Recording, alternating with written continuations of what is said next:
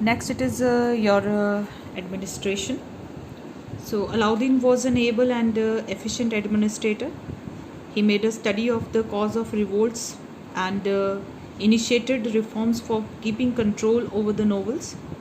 The gift which was given to the nobles in the form of land and property were taken back by the government. Marriage parties and drinking of wine in public were prohibited. An efficient spy system was organized, and taxes has to be paid regularly by the nobles.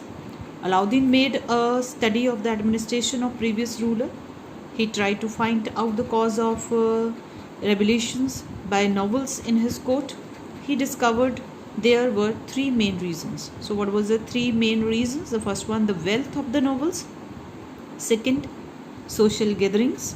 And the third, the habit of excessive drinking. So these were the three main causes that why most of the time the nobles they were fighting with each other. In order to maintain a strong army, Alauddin geared up his revenue system as well.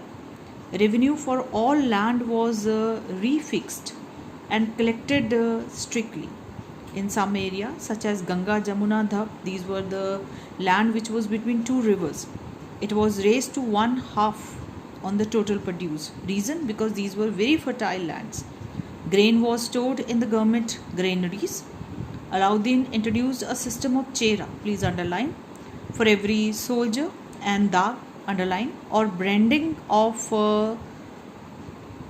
it's not houses, it's horses, to stop the practice of substituting horses with ordinaries one.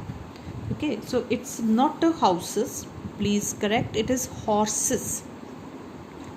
So this was the dag, it was a practice of giving a name or a branded horses, you can say. Okay, so that these branded horses they should not be replaced or substituted by the ordinaries one. So these were identification tools. One, chera, soldiers, they were given a kind of a eye card, okay, and dag, a kind of a mark which was given to the branded horses. Then come to the economic reforms. Alauddin maintained a huge army, and in order to meet his military expenses, he undertook various economic reforms. He took steps to control the prices and supervise the market. He fixed the prices of essential goods.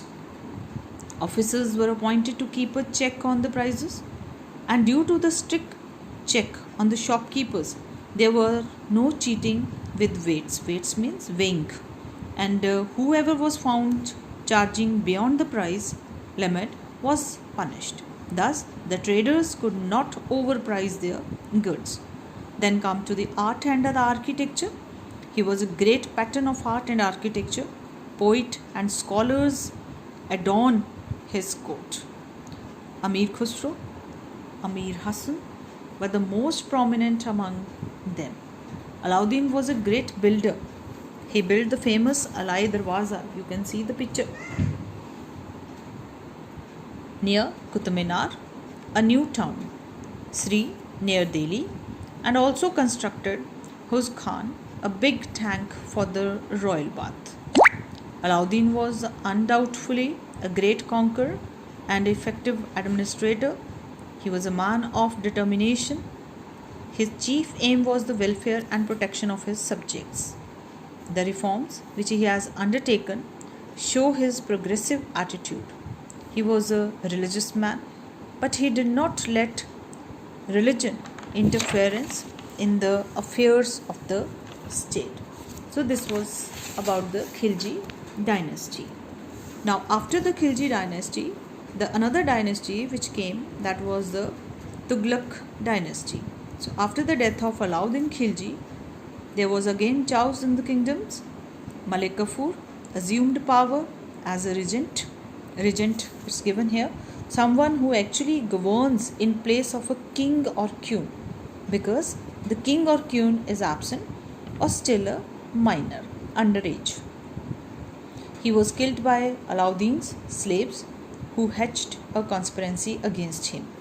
So the first king, he was the Ghiyasuddin Tughlaq, Ghazi Malik, who assumed the title of Ghiyasuddin Tughlaq, was the founder of the Tughlaq dynasty. He was a strong ruler. He combined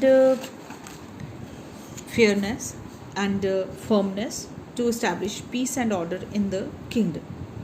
He died near Afghanpur, and it was an accident, which we can say, and later he was succeeded by his son Jonah Khan. So Muhammad bin Tughlaq. Jonah Khan ascended the throne in CE 1325 under the name of Muhammad bin Tughlaq. He was a learned man, but as a ruler he failed very badly due to some reason that I will explain you. Though he was learned and has a vision far ahead of his time, his reforms were failure, or you can say the various reforms which he started, they failed. That is why in a history he was called a failed ruler. His most brilliant plans fell through for what of due to the without adequate planning. In fact, some of schemes were very good. They were very effective.